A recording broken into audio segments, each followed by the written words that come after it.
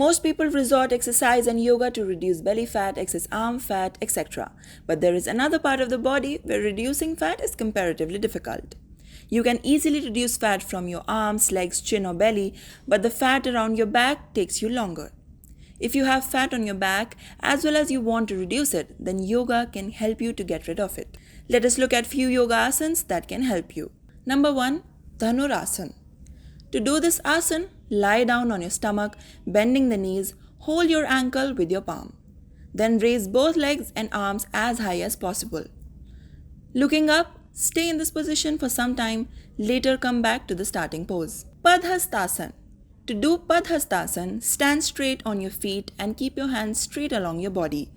Breathe in and take your hands above your head and pull upwards. Place your hands on the floor and hold your ankles. Stay in this position for few seconds.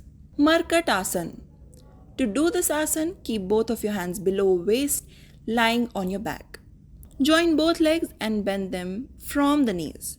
Now twisting the lower part of your body from the waistline, place your feet on the ground to the right side.